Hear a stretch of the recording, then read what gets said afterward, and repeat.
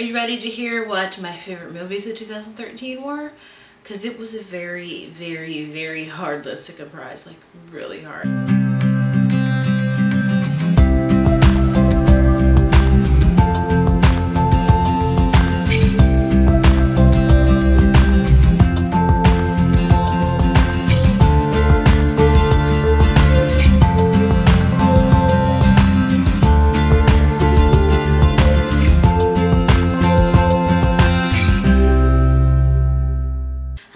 Today is my top 13 movies of 2013, so let's talk and let's get more into it. Now, I didn't count how many movies I saw. Saw a lot of new movies, and I'm also counting movies that I saw for the first time via DVD. So some of the movies on here came out in the last couple years. I'm just now getting to watch them, so keep that in mind. These are not all 100% movies that came out in 2013. It's just movies I strictly watched for the first time in 2013. Now, before I begin, I will say these are my opinions only. You guys, I know that everyone has differentiating opinions, especially on movies and books and all that kind of stuff. So what I like is something that you may not like, and what you like is something I wouldn't like. Everyone has their own opinion. So just keep that in mind before you continue watching this and say, I can't believe that movie's on our list or it's not on our list, da da da. Everyone's got their own type of opinion. Cool, cool. Let's get on to it. So at number 13, I have The Way Back, and this had Steve Carell and who else was in this? Oh crap. Sam Rock? No, that's not that guy's name. Sam Rockwell? I don't know. Anyway, it's kind of an indie movie. It was released, I don't know when. It did come out in 2013. It's kind of an indie, similar movie. It's about a boy and about his summer, and he works at this water park, and I loved it. It was really a good kind of heartwarming type of almost sad movies, which are some of my favorite movies to watch. I love the indie type of movies, so I loved that one. Number 12 is City of Bones. Yes, it's quite low on my list because it was an okay book to movie adaptation. It was definitely not my favorite. There was a lot of parts I didn't like about it, but it wasn't the worst book to movie adaptation I've ever seen. Hello, looking at you beautiful creatures. But I did like it overall. I did like it, so it garners a spot on my list. Number 11 is one I just saw recently, and that is Saving Mr. Banks. If you guys don't know about this movie, it stars Tom Hanks as Walt Disney, and it's basically the story of how Mary Poppins came to be a movie, which I didn't know. I thought Mary Poppins was just a Disney movie. There's a whole story behind Mary Poppins and how it's got this insane type of story almost behind it, and I'll never watch Mary Poppins again the same way because I love Mary Poppins. I grew up on Mary Poppins, but I loved the movie. I thought it was great, heartwarming. I almost cried like 7 different times. It was awesome. Coming in at number 10 is The Perks of Being a Wallflower. I think this was released in 2012, but I've just now gotten around to it. If you guys don't know, I wasn't a huge fan of the book by Stephen Chbosky.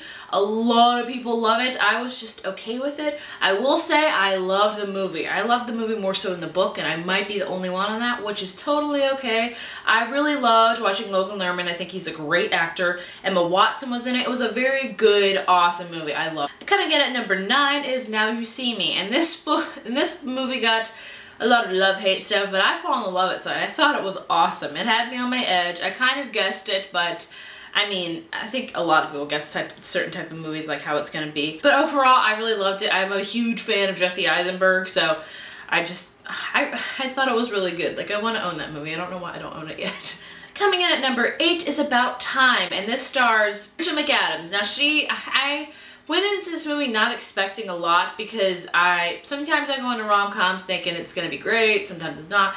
I went out of this movie loving it, and it's more of a family movie than a rom-com, I say. By that, I mean, like, I think it had more family dynamic in it, more than the love in it, which I loved. I loved this movie. It was a really great, one of the best romantic ones I've seen, but I kind of make it almost on the family side almost, which I just loved it. It was very, very heartwarming. I love heartwarming movies, if you can't tell already. Coming in at number 7, I'm cheating because, you know me, I cheat on my list because I'm a cheater. I just put them both on the list because they're both anime and I love them equally. So yes, it's cheating. It's technically 14 movies. Whatever. Anyway, coming in at number 7 is Monsters University / Frozen. I love them both. I love Monsters University just because Monsters Inc. is one of my all-time favorite Disney movies, and I love Monsters University. Super cute. And Frozen, oh my gosh, so good. I have been singing the songs nonstop. For the first time in forever. I can't sing, but I love that. I really did not know Kristen Bell could sing like that. Like, she's awesome. at singing, I thought. And it was just they're both really, really good. I love them both.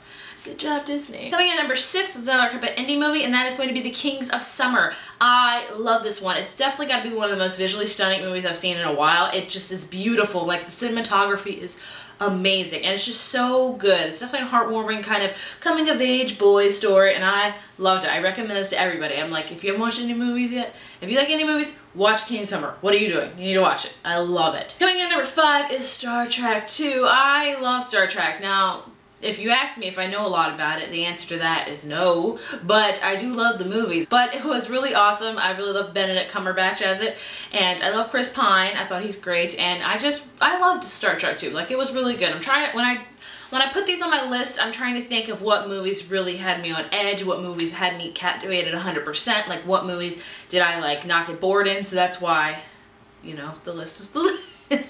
Anyway, coming in at number 4 is The Internship. Now, a lot of people are going to be like, what? This is on your list? What the heck? I freaking love this movie. I'm a huge fan of Vince Vaughn and Owen Wilson, especially when they're together. I mean, Wedding Crashers, awesome movie. And The Internship did not disappoint me. I found it awesome. I love the Google aspect. I love they put Harry Potter in it.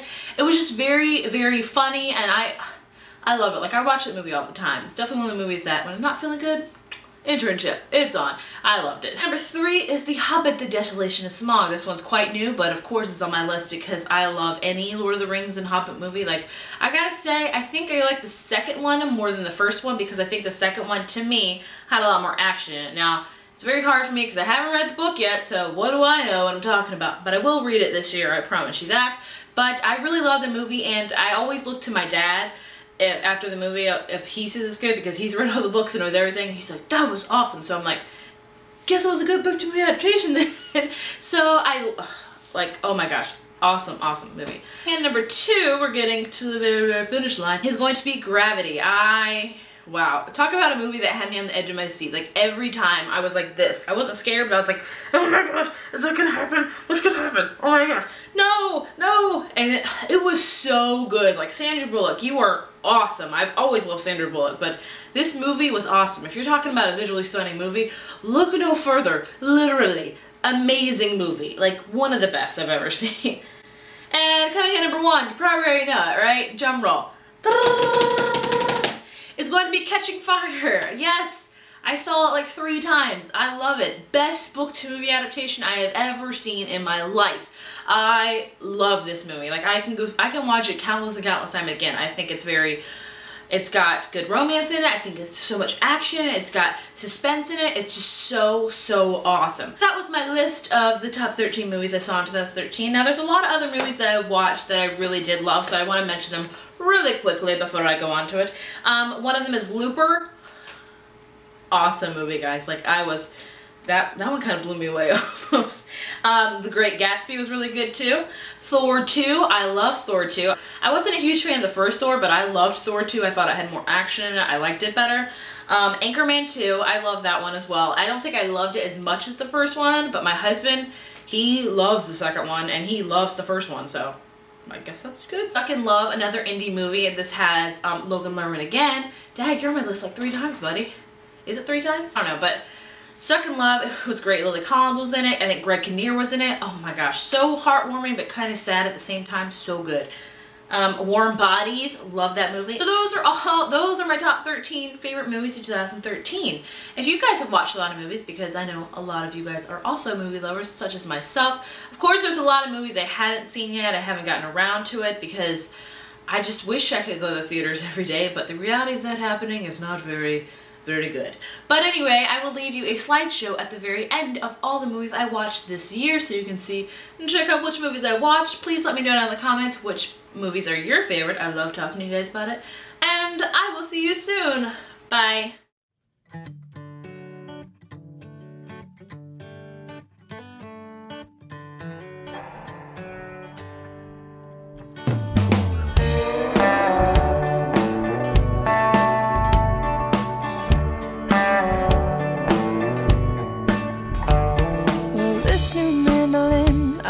Play well, and this old dog is yet to go to bed, and only the good book can bring me comfort. while I lay on the floor praying for rest.